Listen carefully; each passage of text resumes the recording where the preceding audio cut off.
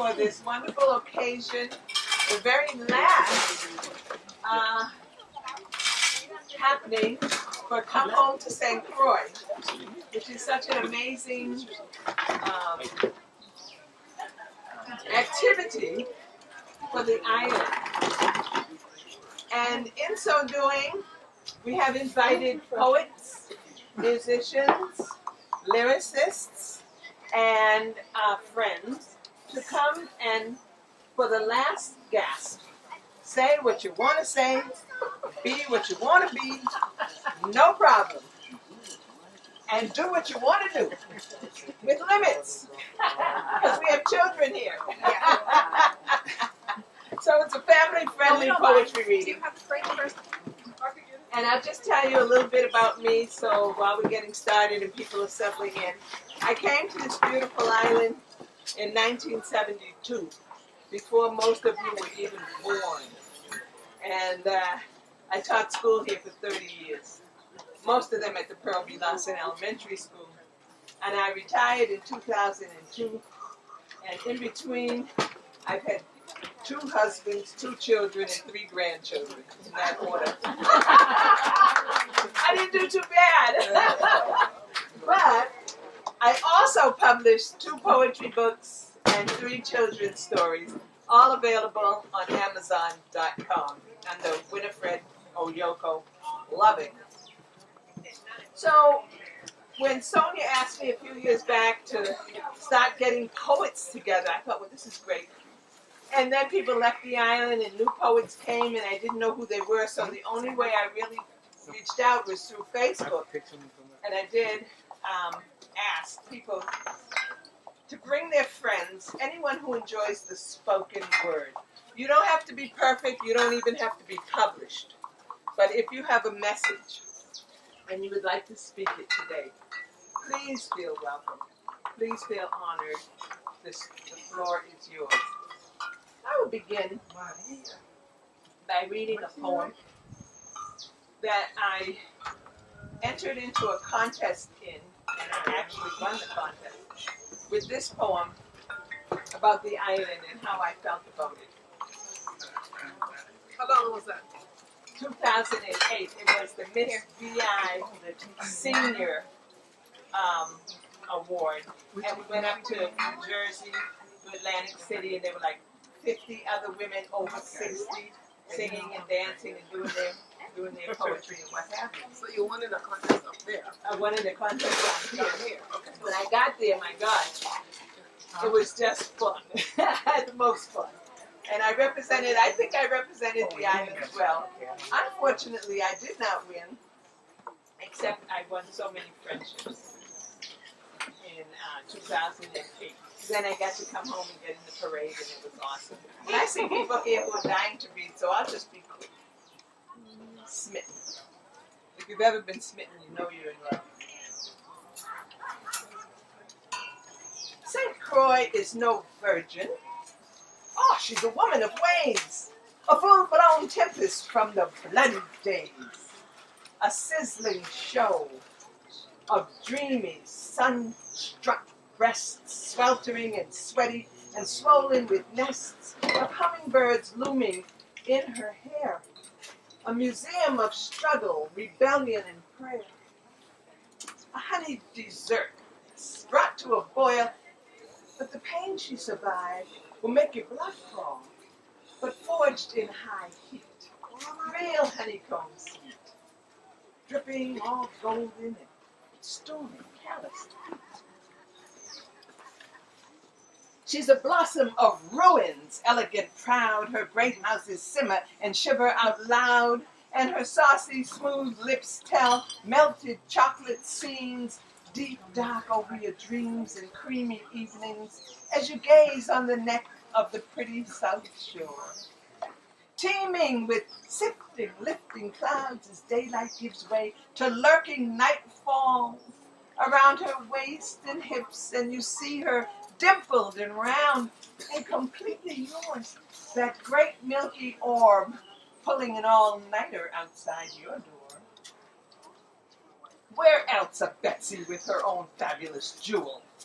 An entire Queen's Quarter. upper love, lower love, jealousy. A whole estate dedicated to and named for hard labor.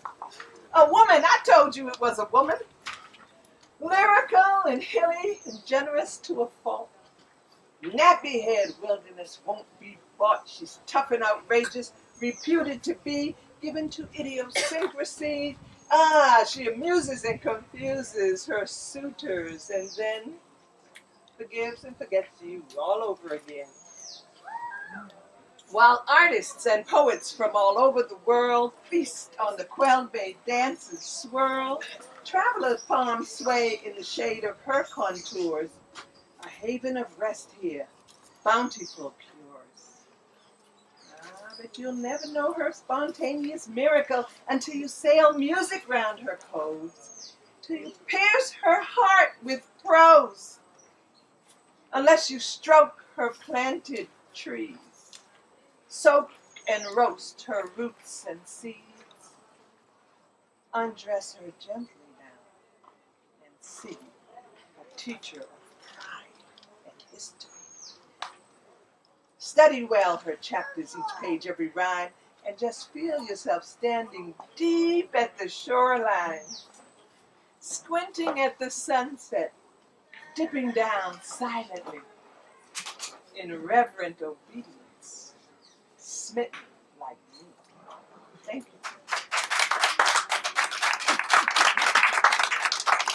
So we can write poems about inanimate objects, and we can also see our island as a person, and we can get pretty much carried away with the way she looks and how we feel when we wake up in the morning and stand on our porch or go to the beach and just let it all hang out.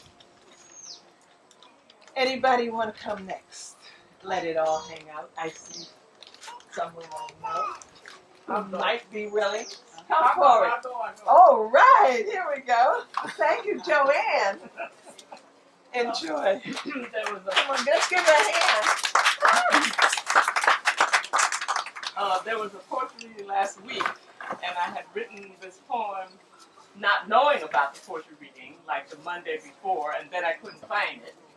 And so I found it this week, and so I'm going to do three things. This first one is by Kabir. He was up there, one of those mystic poets back there with Rumi and Hafiz. And this is something that I read in my yoga classes, and I think it sort of informs my style and what I wrote. Music. Have you heard the music that no fingers enter into? Far inside the house?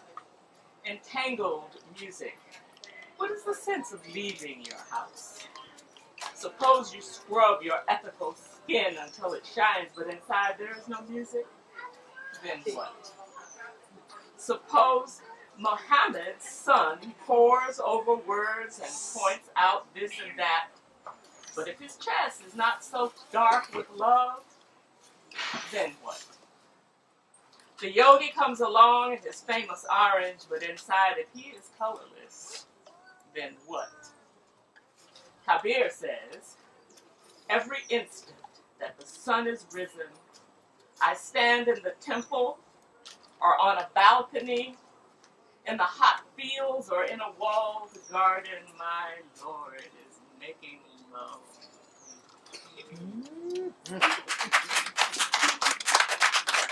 And then last year I read this poem. Today, my granddaughter Sunny, that I wrote this poem to, her birthday was the 21st, and my son, whom I talk about in the poem I just wrote, his birthday is the 25th. So, you know, coming home,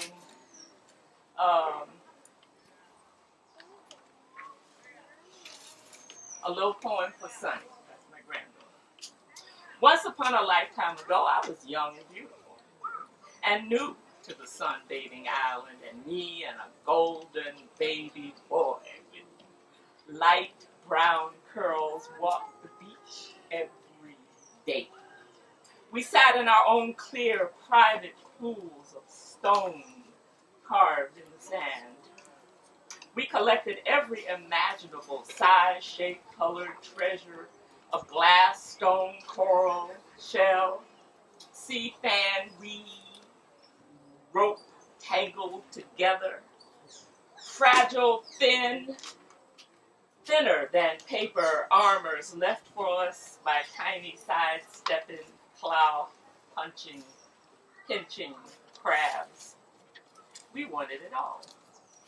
The magical, mystical gifts from the sea we carried by the water-winged armload home, excited for the promise, sure to make with the days, weeks, months, years gathering. Once upon a lifetime ago, me and Jomo. And then this is the new one.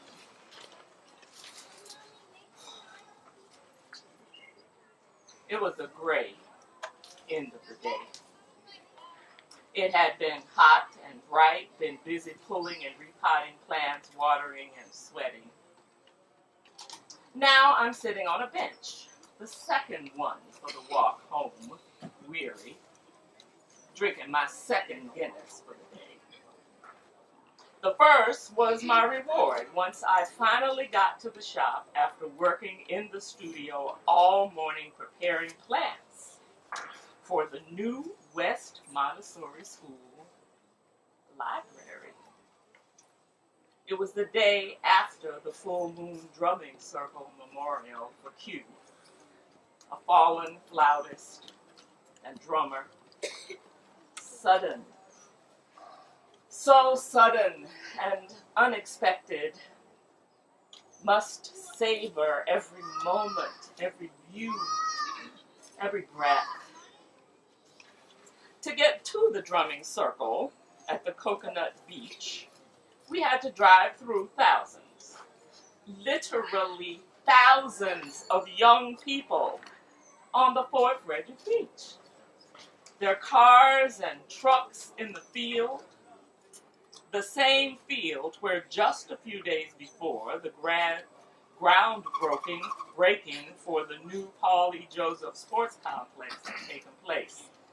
Phase 2 of the Frederickstead Revitalization Plan. What's going on? We asked a young man walking to the event. DJ competition. How did they know about it? I had no idea, and I had been working all afternoon 1 block away. I mean, I had heard the steel drums and the DJ, but sometimes you hear music that loud and it's a rehearsal. Or there are 5 people hanging out and there are more speakers than people. I had been looking for some color to go into those soothing green backgrounds for those tiny little hands and eyes and noses to experience a special place for their minds to explore the world through books. Now, as day fades into night, everything is gray. The sky, the sea, the crabs, the rocks, the sand, all a neutral, balancing gray. Monochromatic gray. Soothing, healing gray. A blank palette with a slight strip of pale pink. My attention drawn to bright blue and red sails on paddleboards, far out on the complex sea. I never noticed them with sails before.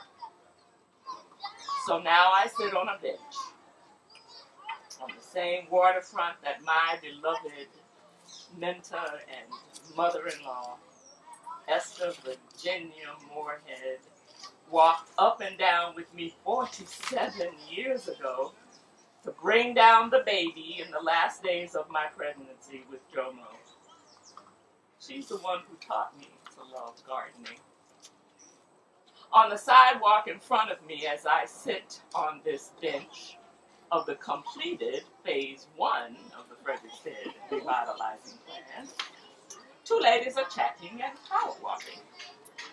A mommy with the cute puffed hair on top of her head, little girl earnestly struggling to keep up in her black shorts with 2 white stripes and tiny sneakers. Tell me if I'm going too fast. Mommy plows forward. I turned to the sound of a little girl and a little boy on the path behind me, squealing and mocking a little dog, vigorously barking safely behind the gate of the old pink spot and the old blue moon before that, and just reopened as two fat chicks tropical micro brew club. Their big dad moving deliberately ahead, little girl and little boy grabbing each other's hand and laughing to keep up. Elisa calls me on the phone, and we laugh and talk out loud until gray turns to black. And I am having a loving digital visit with my oldest and dearest friend on a bench in the living, breathing, one-of-a-kind seaside town of Frenchstead, St. Croix, in the middle of the Caribbean Sea.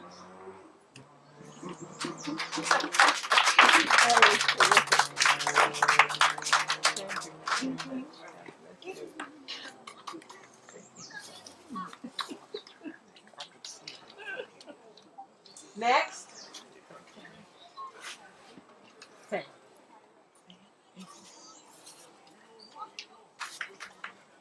All right. Oh. Bear with me. Appreciate the opportunity to come and the gathering for people who love the literary word. Tonight I would like to share with you one of my favorite mystical poets. I was in between my work and his, and tonight he is one. So I have the good honor and pleasure of doing my best to represent and present a poet that I love. And I'll keep it a mystery until the right time. The first poem is called Faces. And faces. Have I said it before? I am learning to see. Yes, I am beginning. It's still going badly, but I intend to make the most of my time. For example, it never occurred to me before how many faces there are. There are a multitude of people, but there are many more faces, because each person has several of them. There are people who wear the same face for years. Naturally it wears out, gets dirty, splits at the seams, stretches like gloves worn during a long journey. They are thrifty, uncomplicated people. They never change it, never even have it cleaned. It's good enough, they say. And who can convince them of the contrary? Of course, since they have several faces, you might wonder, what do they do with the other ones? They keep them in storage. Their children will wear them. But sometimes it also happens that their dogs go out wearing them. And why not? A face is a face. Other people change faces incredibly fast. Put on one after another, and wear them out. At first, they think they have an unlimited supply. But when they are barely 40 years old, they come to their last one. There is, to be sure, something tragic about this. They are not accustomed to taking care of faces. The last one is worn through in a week, has holes in it, and is in many places as thin as paper. And then, little by little, the lining shows through the nun-face, and they walk around with that on. But the woman, she has completely fallen into herself, forward into her hands. It was on the corner, and I began to walk quietly as soon as I saw her. When poor people are thinking they shouldn't be disturbed, perhaps the ideas will still occur to them. The street was too empty.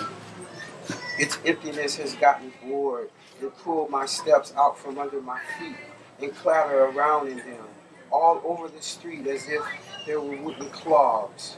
The woman sat up, frightened. She pulled out of herself too quickly, too violently, so that her face was left in her two hands. I could see it lying there, its hollow form.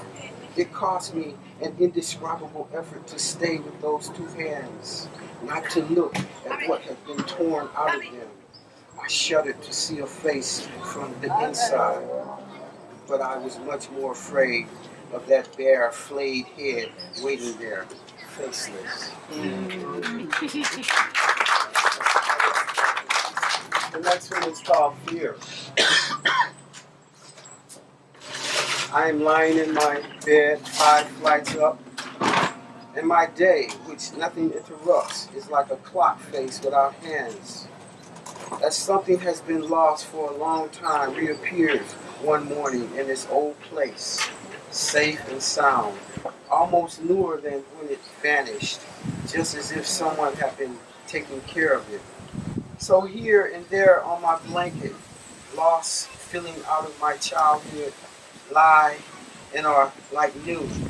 All the lost fears are here again.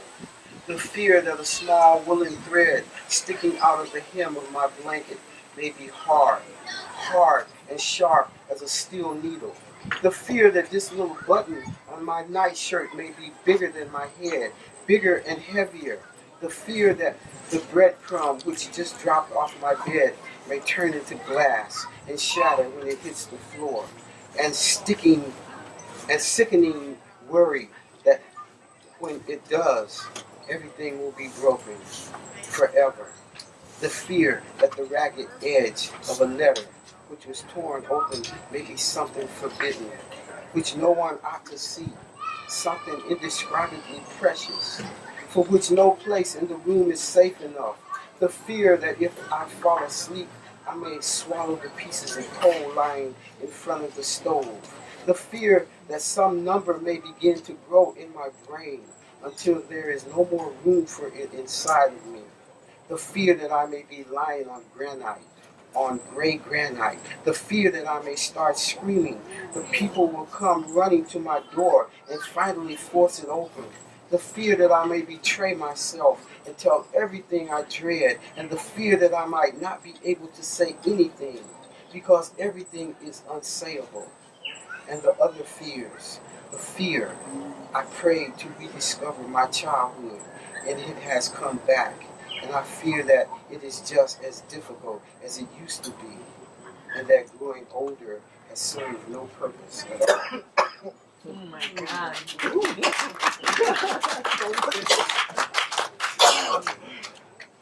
Okay, one more, if I may. A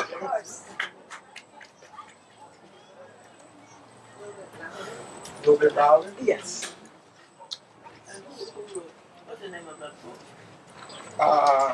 He's not going to tell you. He's not gonna tell you to the end.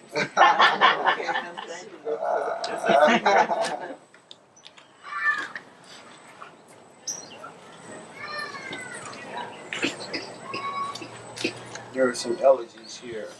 The 9th elegy. Why, if this interval of being can be spent serenely, this is called the 9th elegy.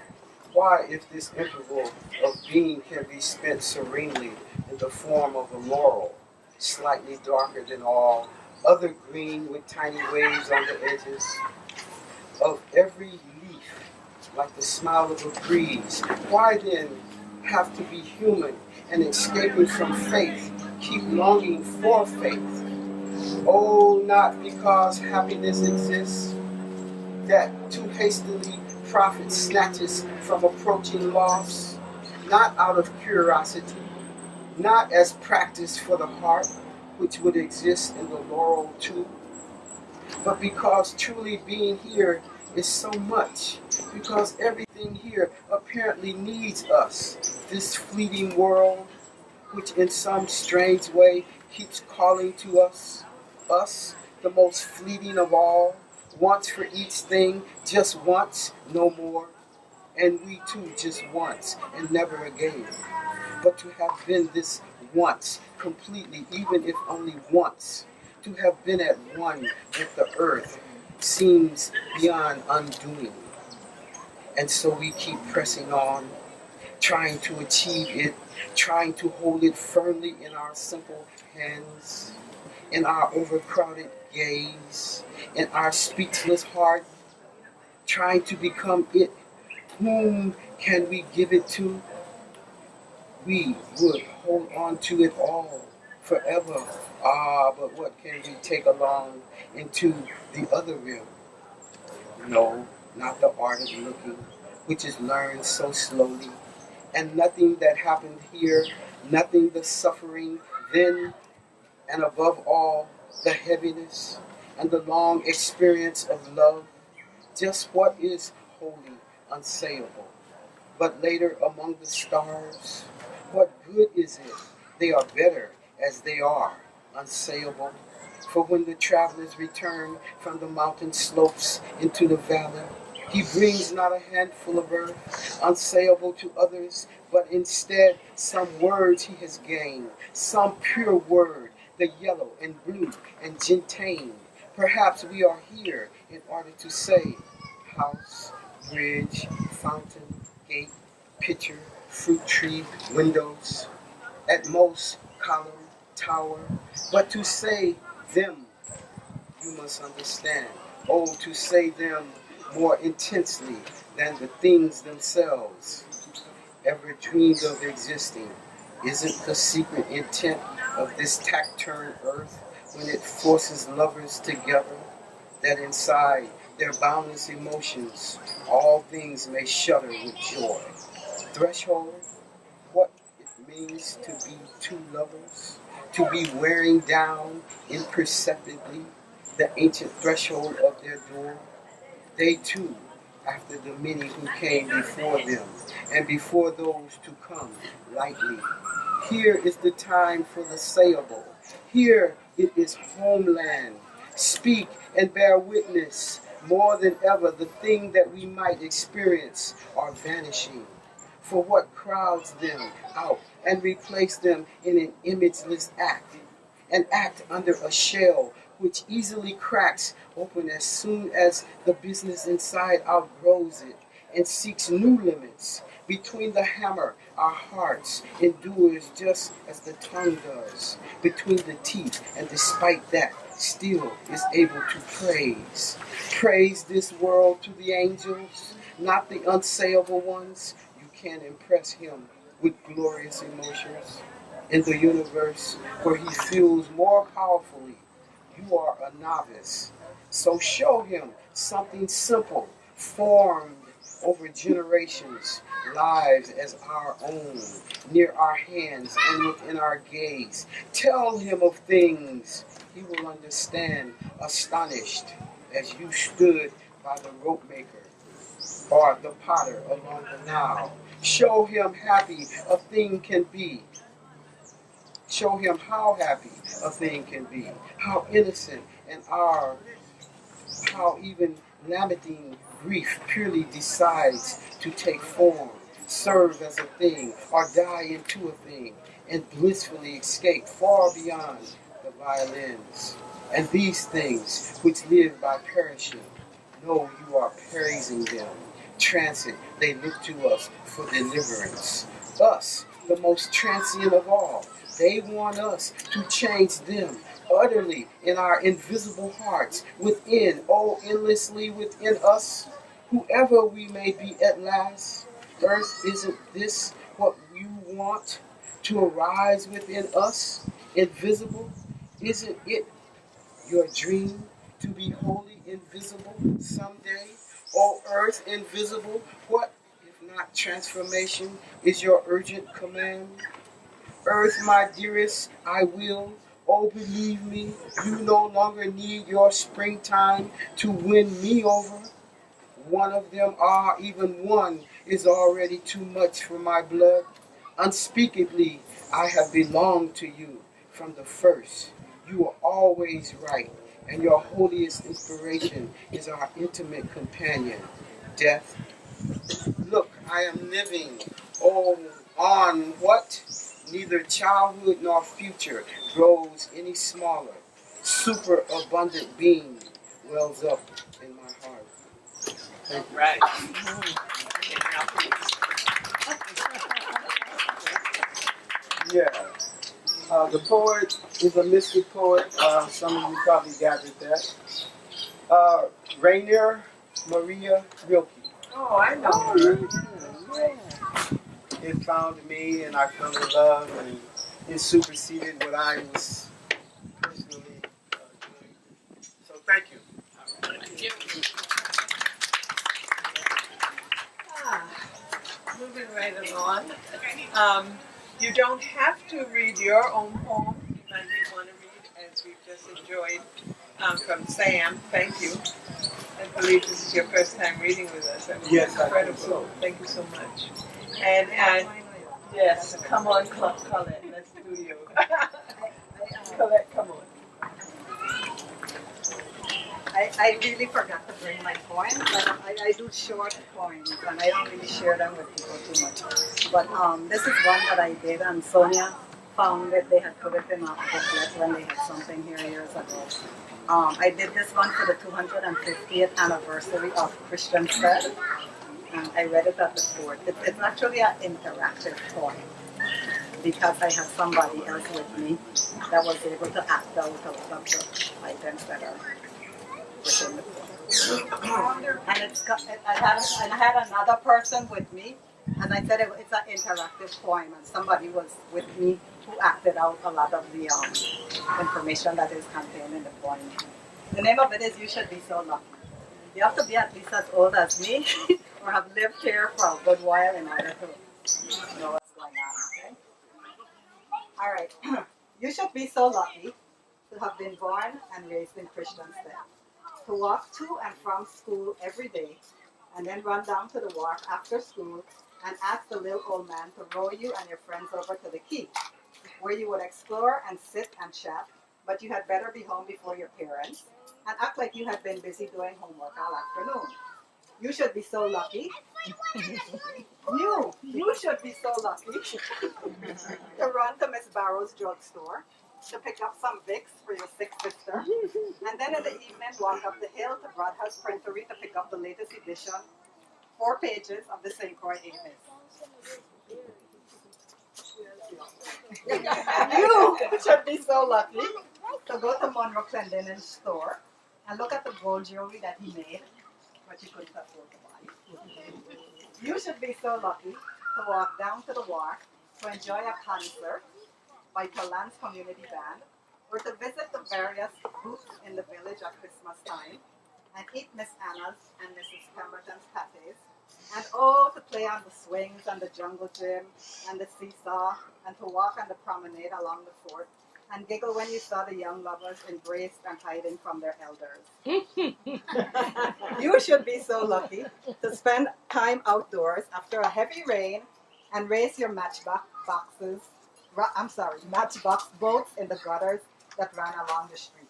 And when I did this with my assistant, we had little boats that we had made out of the matchboxes to show people what they look like. You should be so lucky to catch cribbage. And for those of you that don't know what that is, anybody know what cribbage is? She's talking about that today. Then shrimp, for those of you that don't know. You should be so lucky to catch cribbage with an empty can and then let them go because you didn't have permission to go fishing for any, and you knew you would get licks from your parents. You should be so lucky to go fishing on the wharf and use your mommy's sewing thread for line, safety pins for hooks, and rock stones for weights. You should be so lucky to have been taught by Mother Matthew, or Mrs. Golden, or Mother Freddie Ganda, or Miss Dumbavid, or Miss... This must be a misprint. Or Miss Christensen, and be terrified of them. Mrs. Christian, I'm sorry, that's my aunt, Miss Christian, that's my aunt. And be terrified of them. But so lucky to have learned to read and write and add and subtract in the first grade. All right. You should be so lucky to go to Alejo's after school and peer into those big glass candy jars and get your 2 for 1 cent squirrel nut, Mary Jane, or Bazooka Joe. You should be so lucky to run to Mention's for tiki bread, hot out of the oven, and then run over to Benina's for some box cheese, and then sit on the steps and eat your sandwich loaded with Danish canned butter or Mrs. Filbert's oleo margarine. You should be so lucky to go to moonlight excursions at Parade Ground and run wild as your parents socialize with their friends. You should be so lucky to run around in town on Saturdays while your mommy was washing clothes at Christensen Laundry. Oh yes, and go by Kavanaugh's, the Danish House, the Land of Oz, Jeltrop's Bookstore, the Toy Chest, Mahoney Place, Copenhagen Limited, Compass Rose, Little Switzerland, Young World, Sylvia's Magazine Store, and Sun and Moon. Now we're in town. You should be so lucky to accompany your mommy to FIFO's or Herbert's Meat Market looking for mutton to stew and Mrs. Lockhart's to pick up a spool of thread and some fabric to sew up a dress for Easter Sunday. You should be so lucky to go to the Alexander Theater for a Sunday matinee and eat Planters Jumbo Block and Charms Candy or Goobers and Raisinets. You should be so lucky to remember other businesses like Tito Perez, Brignoni Furniture Store, Dan's Liquor Store, Calderon's, Mary Frost, and the Mary Frost building just got restored, Sundial, Abramson Hardware, and Peppermint Parlor. You should be so lucky to see the stores close their doors in the middle of a day as a funeral procession made its way to the graveyard. You should be so lucky to walk through the graveyard after you got brave, on your way to choir practice or confirmation class, and pick sweet mangoes, tamarind, and yellow plums, and look in amazement at the tiny graves adorned with conch shells, which served as the final resting places for infants. You should be so lucky on Saturdays to return your case of empty brow soda bottles for a new case of Damson, almond, American ice cream, lime Ricky, apple, pear, ginger, cola champagne, cherry, and banana, and then drink one over ice as soon as you got home. You should be so lucky to spend summer days selling plums and Kinettes for 5 cents a bunch, and then use your earnings to buy some black bread and box cheese. You should be so lucky to look at Western Theater every afternoon on WBNB TV and cheer for your hero, Roy Rogers, Gene Autry, for the Lone Ranger. You should be so lucky to attend Veterans Day on the wharf and enjoy the three-legged races, the greased pole, the spoon and egg race, and squeal when someone caught the greased pig and put him in a cooker's bath. You should be so happy to sleep through the night as the night soil truck made its journey through town. Thank God. You should be so lucky to play games like Tap the Can, marbles, jacks, jump rope, especially double dutch, Miss Mary back, and a young girl in the ring, and experience the town oddities like Crazy Francis, Lil Man, Tommy Blow the Whistle, and Papa Rocho. And my companion did a whole bunch of stuff to imitate these people. You should be so lucky to shop for You should be so lucky to shop for new school shoes at Sundial or Bata and hunt for school uniform fabric at Ariadias or Claudina's. You should be so lucky to be awakened early in the morning at Christmas time to the melodic sounds of Stanley and the Ten Fingerless Mike and Los Aguinaldos. You should be so lucky to walk into any church in Christiansted, to keep them all open then, sit on a pew and say a prayer at any time during the day with no problem. You should be so lucky on Sunday afternoons to walk over to Miss Leonille for Donna Slaw, mint and milk candy, lassenger, sugar cake, and peanuts in the shell. You should be so lucky, you say? I say you should be so blessed to have been born and raised in Christians. All right.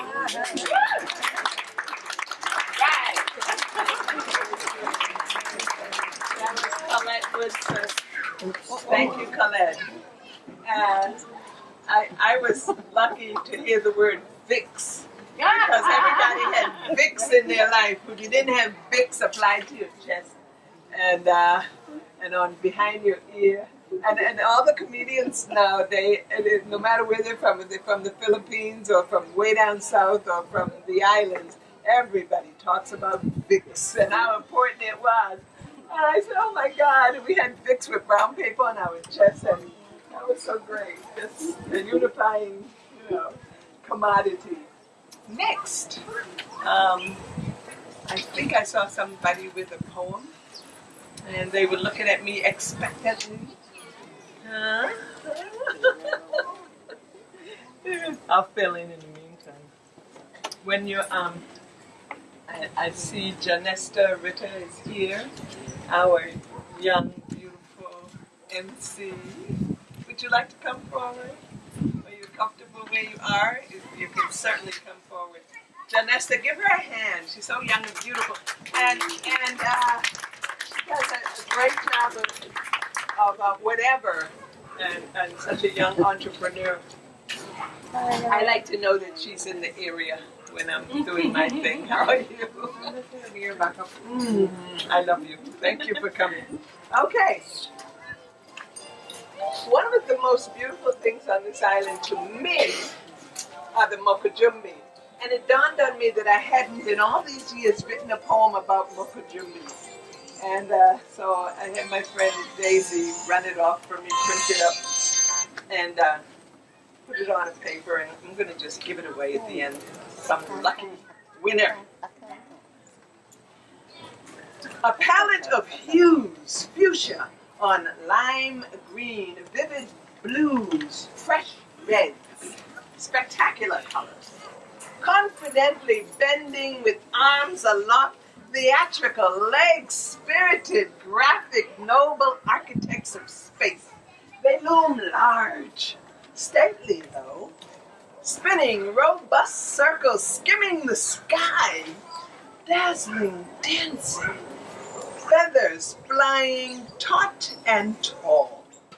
The Mokajumbi, overlooking all, and the landscape. They see bright heights, so graceful and non-stop, just pulsing pizzazz. Yeah, that's what I like about them.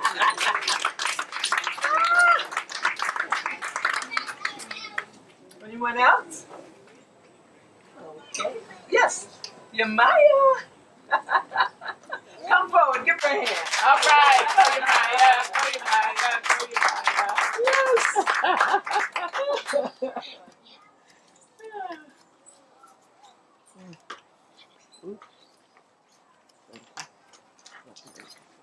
That's great. Thank you. Good evening. Good evening. I was sitting there debating what I wanted to express something. I didn't bring it with me. So what I'm going to say is going to be fairly short. And it's really related to the fact that my mother died when I was 13. So she passed a lot of things on to me. But I feel it would have been a lot more had she lived longer, of course. And so I've always searched for things from my ancestors, from the unconscious consciousness of our race, and the words of poets and playwrights. If I could pull something out that I could pass on to my own daughters. I have 5 daughters. And I brought them up here, and 4 of them were really close in age. I had twins, then I had one that was 15 months younger than the twins, and I had another one that was 2.5 years older than the twins. I was just doing my days, but really close, and I knew they would be going through their teen years together. And Anasaki Shange is one of my favorite playwrights. And one of her poems I had to memorize once because I was trying out for some play. I didn't actually get picked for it, but I had to memorize the poem. And to tell you the truth, I only remember the first few lines, but the lines helped me with my daughters, helped me pass on a very important principle. Okay. Wow. And, well, the introduction is longer than what I gotta say. That's all right. Which is, Mama took me aside serious, like she was when I didn't believe in God or acted like I didn't, or made fun of black people. And she said, never, ever let a man come between you and your own blood.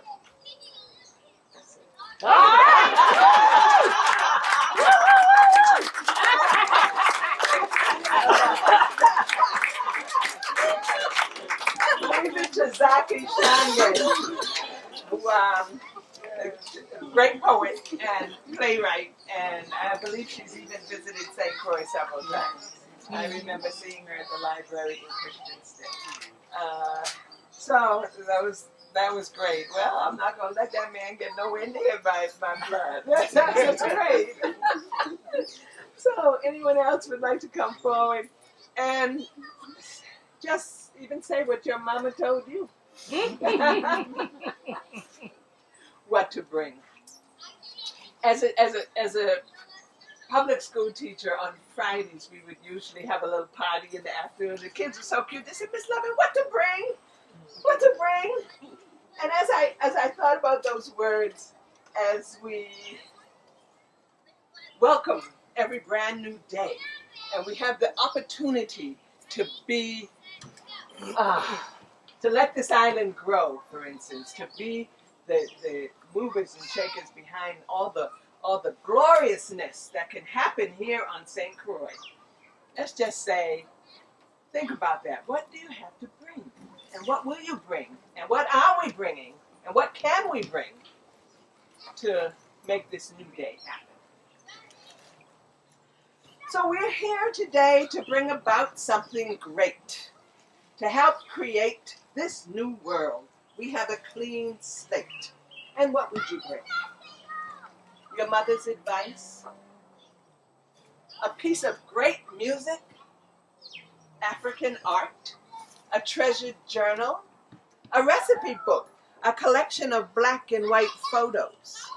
Your father's gold watch? A backpack of high school memories? Possessions, awards, achievements? A bronze baby shoe? An angry spouse? The dysfunctional family reunion? The smell of alcohol on your uncle's breath? The ashtray overflowing? The lock for your bedroom door? Cigarettes? What about this life, my friend, deserves to be transported, shifted over to our brand spanking new system, let's say, of education? Anger management, therapy? What about respect? Respect for the land that nourishes us. Fresh food grown in abundance, breastfed babies. Kindness. What to bring? What to bring? The F word? The N word? Guns, drugs, porn, prayers, yoga, meditation, seeds full of promise, seeds to grow melons, greens, pumpkins, peppers, peas, a pot in which to cook them, a can of Spam, a basket of love, books, libraries, golf carts, rehab, the Word of God, forgiveness, love, sweet love. Don't hold back. What the world needs now is you. What the world needs now is love. Can you change what you bring? Can you bring a change to you? Can we do this here? Wherever we are, wherever we go, can we plan a new way to be? An old path to consider? How about a good future? What to bring, Miss Loving? What to bring? A silencer for your telephone, for sure.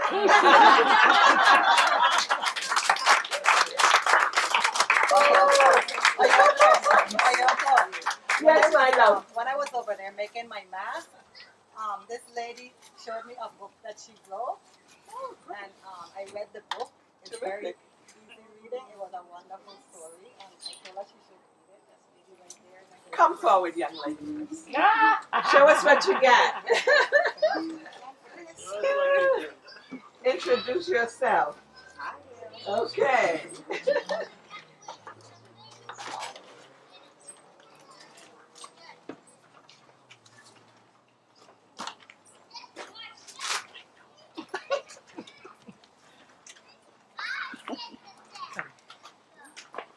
Good luck. No, that's okay. Good afternoon. My name is Vivian Prince, and I'm a brand new author. All right. And I wrote this children's book, Mr. Gatto's Lovely Garden, Yes. and it was published last September. I brought this one to show you because this is in good condition. This is my reading book. I've been going to the public schools, the private schools. Up to Friday, I went to a summer camp, and I read for the kids. So I will share it with you. And this book was partially funded by the Bay Council and the Arts. I have to remember to say that. Okay, and it starts. In the beginning, there are seeds. Seeds are planted by lovers of flowers, plants, and trees. Most plants and flowers must have water, sunlight, good soil to grow. Some plants and flowers also need special attention to display their beauty. Talking to plants and flowers as to how lovely they will bloom, especially roses. Miss Agatha loved roses, so she decided to try her luck at starting her very own rose garden. She planted red, pink, and peach roses, and then I have my illustrations. Miss Agatha thought it would be wonderful to plant other flowers in her garden.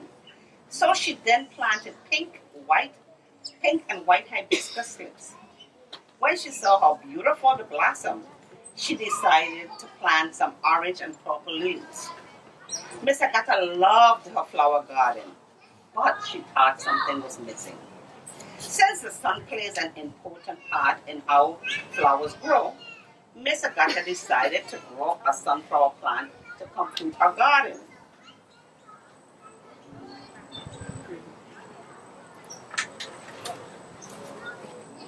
Miss Agatha marveled at her garden and said, "This is good."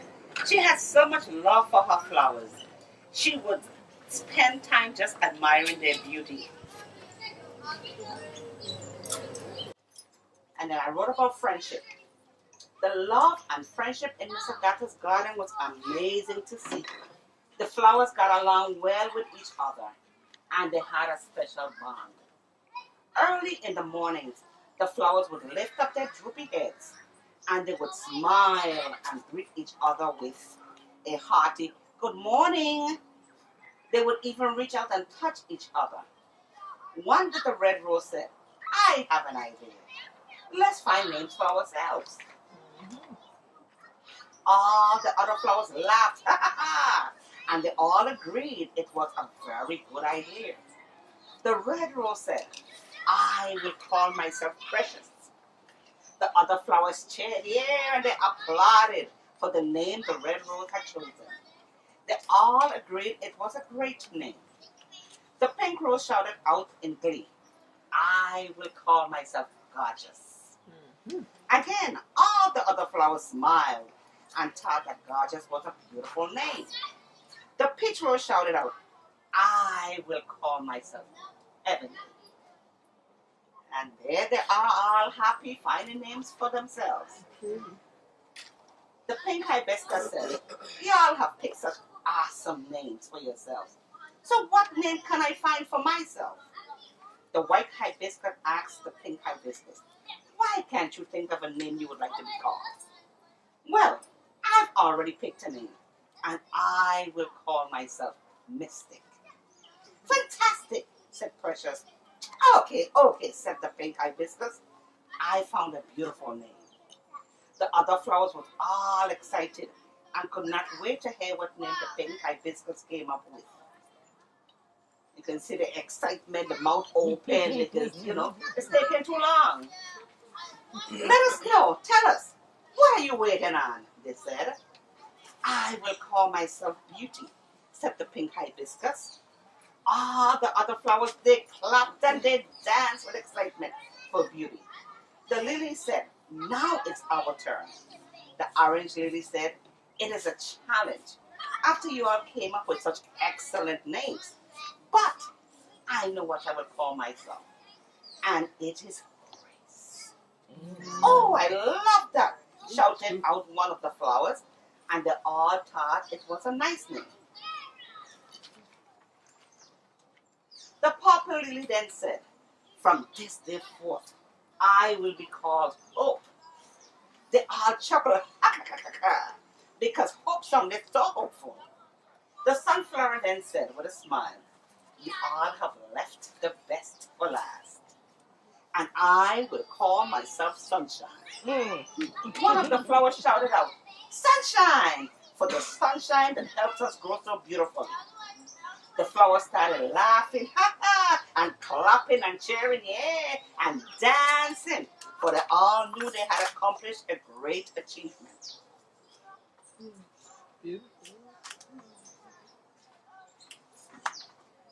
Harmony.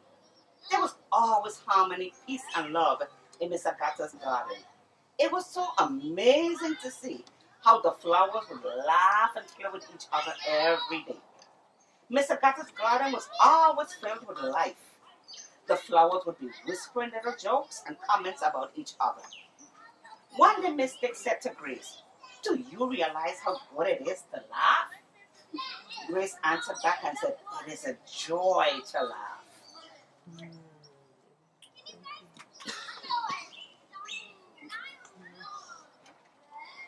The flowers enjoyed the laughter they shared with each other as they blew in the wind. Miss Agatha never heard her flowers talk or saw them laugh, but she could sense they were enjoying each other's company. Miss Agatha would smile whenever she saw and smelled her roses. It was clear to see that the roses were her favorite flowers. She would spend most of her time talking to them and laughing. When Miss Agatha's friends and family came to visit, they would always visit her garden.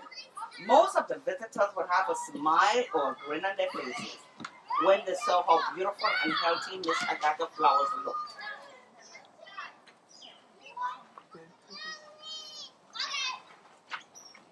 Love. The roses, hibiscus, lilies, and sunflower in Miss Agatha's garden demonstrated so much love for one another. First thing in the morning, as the flowers prepared for a new day, they would start with a good morning cheer and I love you greeting.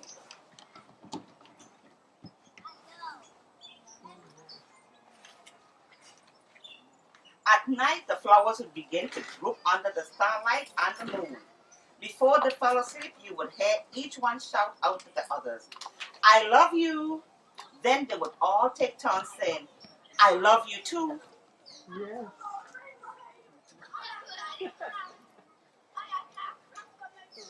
One by one, the flowers would wither away. This always made Miss Agatha very sad, but not for long.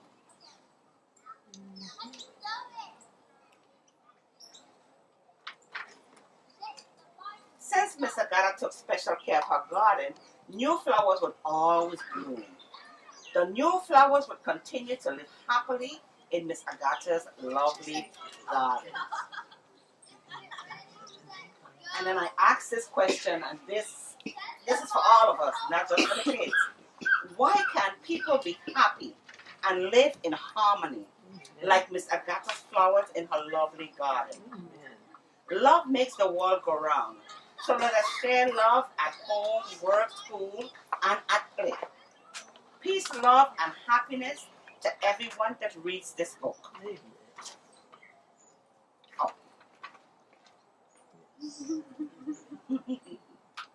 Perfect. All right. The flowers that grew in Miss Agatha's garden are flowers that are often given to celebrate special occasions, such as birthdays, anniversaries, weddings, Valentine's Day, and many other events. Flowers make many people happy. And this is a lovely bouquet of all the flowers that grew in the garden. And this is the end of my little story. Thank you. Tell us your name again. Prince. Okay. Don't go yet. Because there's something she mentioned about laughter. And I think it's so important that whether we find it as a natural phenomenon in our everyday life, we should every day laugh. So what we're going to do today, right now, is on the count of 3, we're all going to laugh.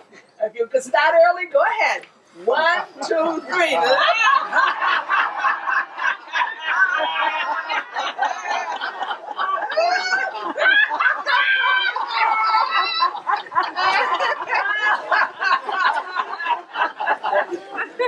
Oh, that felt good. And your endorphins enjoys that. Your brain enjoys that so much. John, did you laugh with us back there a little bit? It's so nice. Doc Peterson has a program on Fridays, a call-in show, and I first heard that there. And also Aziza has a laughter segment to her exercise portion of her classes. And I think that if you just make yourself laugh, you may not be having a terrible day, but you just say, I'm going to laugh. I'm going to laugh right now, and I don't care. I'm going to make myself laugh. You'll feel better. You'll feel better. Okay, is there anyone else who would like to... Me, I'll do it. Would you? Come on up and do it then. Terrific. Good Mr. afternoon. Howell. Yes. Dwayne Howell. Good afternoon, everyone. Good afternoon. Everyone had a good afternoon so far. So fun. Thank you for coming on our grounds. And we continue to ask you to support landmarks. Don't come once a year or only for come home to St. Croix. So come every opportunity that you have. On Saturdays, the grounds are free for locals. You can come, you can roam, bring your family. You want to have a picnic, you want to have lunch, bring some friends. The library is open. Beyond genealogy, there's books and different things like that. Right? So, thank you for coming. Right? And please make sure you keep coming. So, I really don't do poetry, but just in the spirit of the poetry session, I said I would try. So please bear with me, okay? Because I don't really, I don't read well. I'm learning, okay? So bear with me. And Did you write this? no. I'm just going to tell you who the poem. The poem is called A Drunken Man Blues. A Drunken Man Blues. Blues. And it was written by Marvin Williams. Okay. And so I'm going to try my best. Okay. Someone in the back just gave it to me.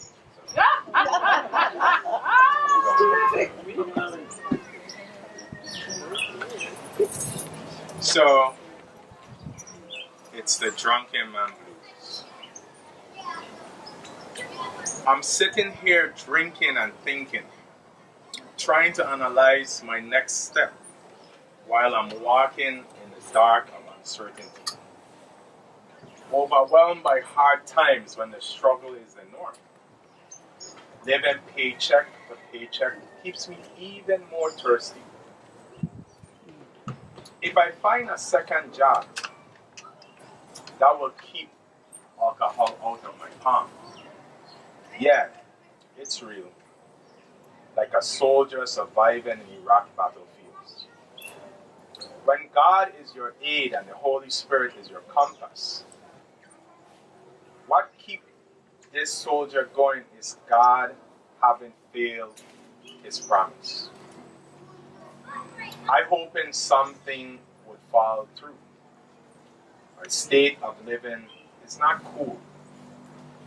Just finished my last battle while I'm writing this. I'm heading back to the store for more brews. Stay tuned for a drunken man blues.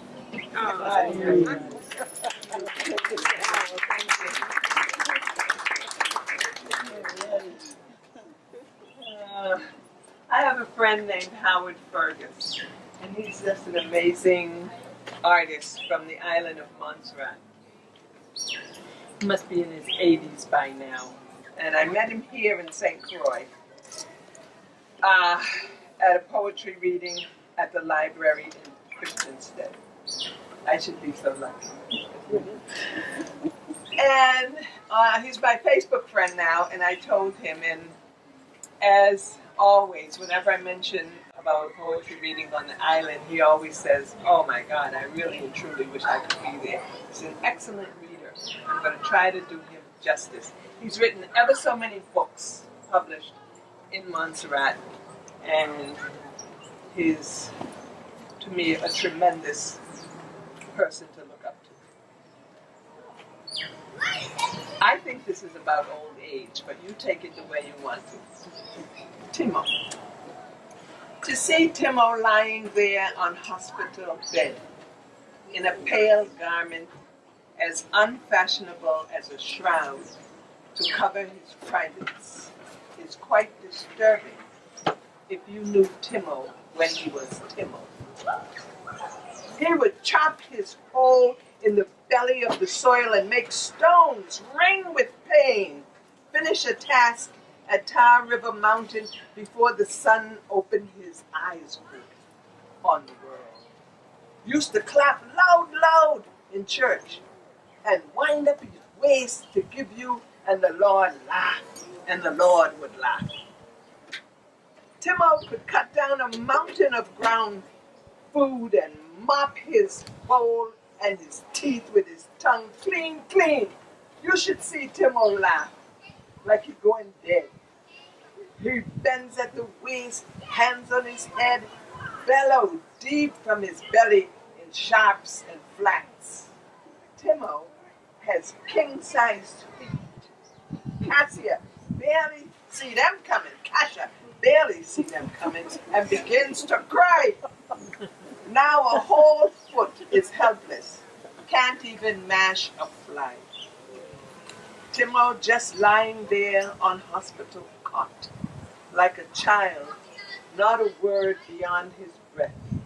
Chest barely moving, barely heaving, mouth blowing bubbles to burst in an instant. A dumpling can bite him, and he don't know. He can hardly shoo away death from his own backyard like a fowl, or tell him a big bad word. What is man, eh, boy? What is man? Howard Fergus, remember that name, awesome poet and writer. Fergus, Fergus, Howard Fergus. Yes, I know. He lived on Montserrat, and as you know, that island being volcanic had a terrible time. And most people left, but he stayed, and he lives up in the north. But life on the volcanic island of Montserrat is the subject of these poems. So you can find things to write about. If you even want to start, you can start anywhere with a tree, a mango tree, or a frangipani flower. But he made a start, and he's written well over 40 or 50 books. He can just pick up a book and start reading. Amazing man. And a historian. He was also knighted by the Queen of England. Author of lots of collections of poetry published in Montserrat. And while I'm here, I just want to recognize the presence of Miss Daisy LaFawn, published author, poet from St. Thomas. And to Shirley, her daughter-in-law, who's also a poet. Some of her poetry I've read on the radio already, Shirley. And for Marcus LaFon, great architect in New York City, visiting with us for a while. Thank you. Welcome. So that gave you time to collect yourself. Kemma, you want to come and say something? You want to sing for us, darling? We had some music. We need music in there. It would have been nice if we'd been inside because the acoustics in there are just so awesome. I love that room. But we are where we are. And where two or three are gathered, it's fine with me. Just do your best and always have, a good word for somebody when you meet them, no matter where. So this is it for us today. A good word. God bless us. Hi. Hi. Kemma Lovin, give her a hand. When my mom sent me an email to ask if I was coming, I was like, oh, okay, I'll see you there. And she said, was I going to do a poem? And I said, I don't have a poem. I don't have a song. I don't have a story to read. But sitting here with my phone, I just felt the inspiration. When she mentioned laughter, I had something conveniently stored on my phone. In 3 years, everyone who knows me from 1972, I will be 50. All right. Yes. Okay, good. And thank you. And I found this on Facebook. I thought it was so funny. I said, oh gosh, eventually maybe I will be saying these same words. But the humor of it will hopefully resonate with most of you. Okay, you probably heard it already. As I was lying around pondering the problems of the world, I realized that at my age, I don't really give a rat's patootie anymore. Mom said this was a children's event, so I didn't want to say the other one. If walking is good for your health, the postman would be immortal. A whale swims all day, only eats fish, drinks water, but is still fat. A rabbit runs and hops and only lives 15 years, while a tortoise doesn't run and does mostly nothing, yet it lives for 150 years. That's right. And you tell me to exercise? I don't think so. Just grant me the senility to forget the people I never liked. The good fortune to remember the ones I do, and the eyesight to tell the difference. Now that I'm older, here's what I've discovered. 1, I started out with nothing, and I still have most of it. 2, my wild oats are mostly enjoyed with prunes and all bran.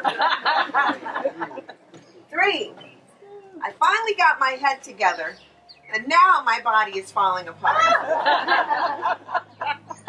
4, funny, I don't remember being absent-minded.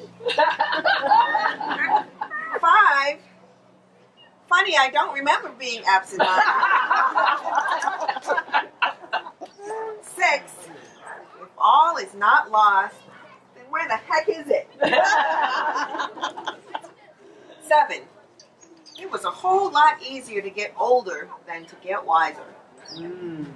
8, some days you're the top dog, some days you're the hydrant. 9, I wish the buck really did stop here. I know. I sure could use a few of them. 10, kids in the backseat cause accidents. 11, accidents in the backseat cause kids. 12,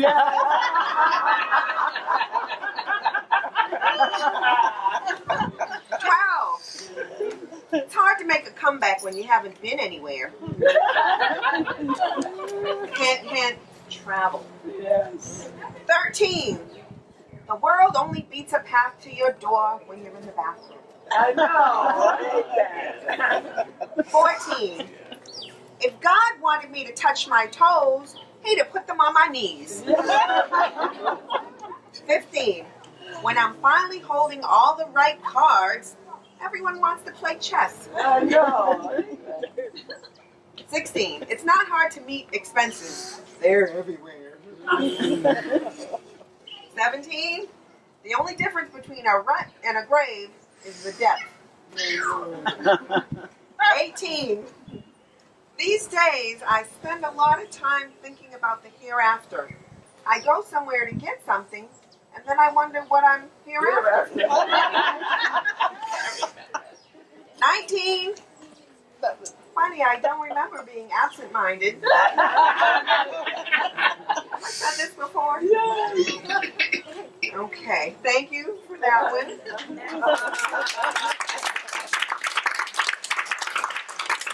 And one more thing, I've got to find it. Oh, where is it? Oh, I just lost it. Ay, ay, ay. Okay. I didn't rehearse this. It may be off key, so I think I'm going to just recite it as a poem. I know. Okay,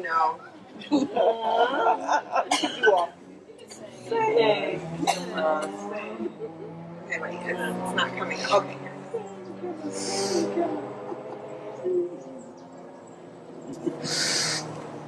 It's called Where Do You Start? Anybody heard of it? Where do you start? La la la la la. La la la la la la la. Maybe. La la la la la. Da da. Okay. Where do you start? You gotta have heard this one. How do you separate the present from the past?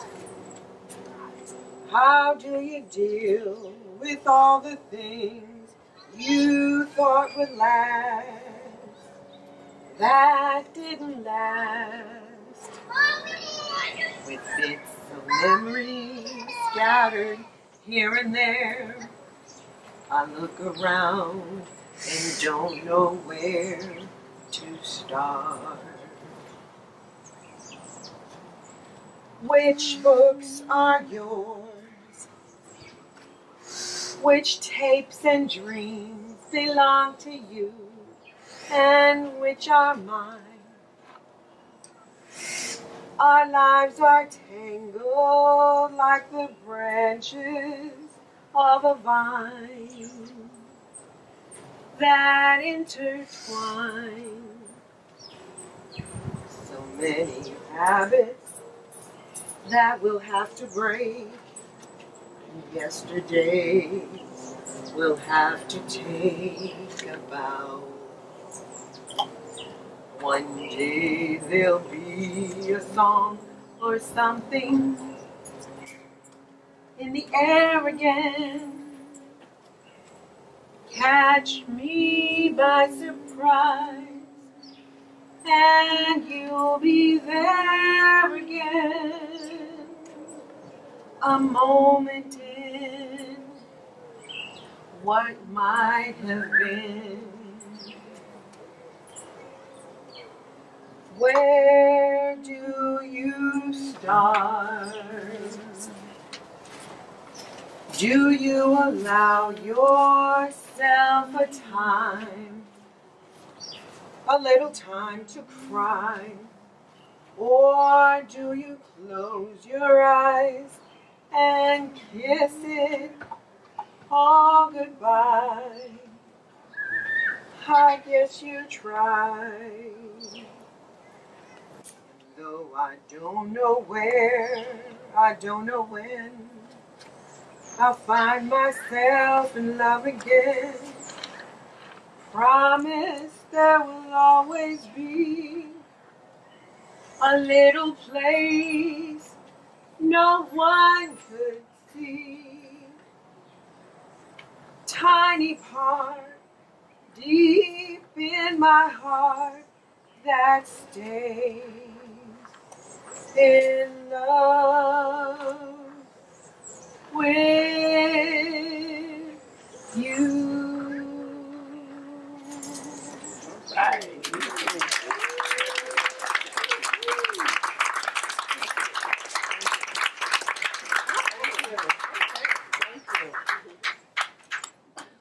Yes, I think I'm done. Thank you. We haven't had all that much music. There's a one-word song that I love very much, and I'm sure you know it, and you learned it at your mother's knee. Or you learned it in church. And as we get closer to the end of our program this afternoon, I'd like you to help me sing it. Everybody say amen. One word, say it. Amen. Hallelujah. Amen. Amen. Amen. A little louder. Amen. Can't hear you. Amen. Hallelujah. Amen. Amen. Amen. Thank you.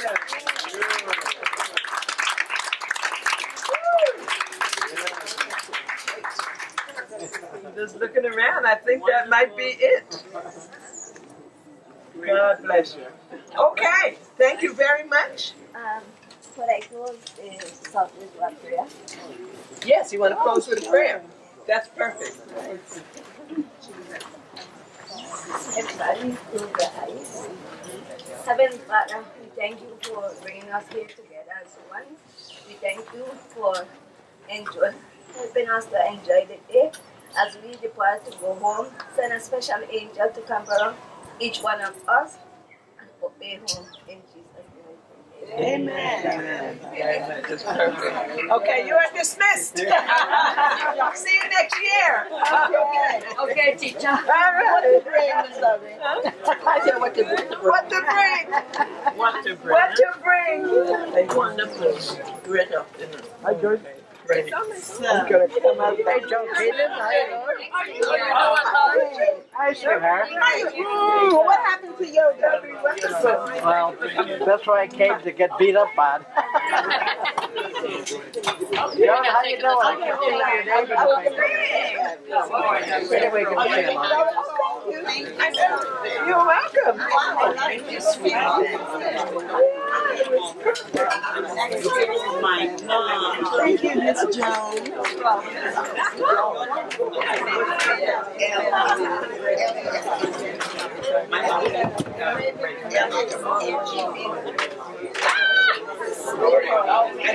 Yes, yes.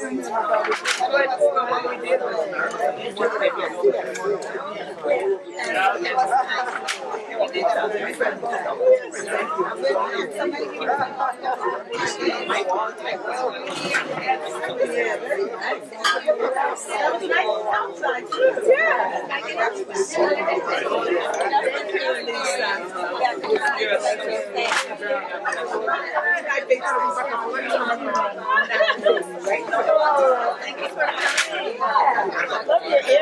Thank you.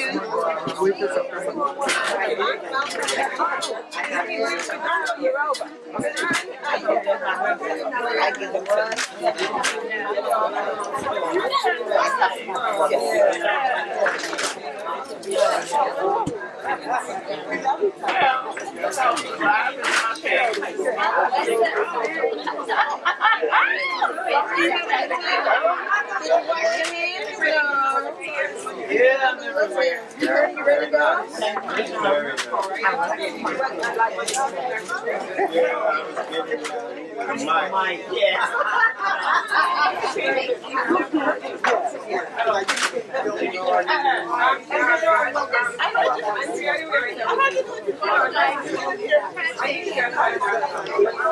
Yeah.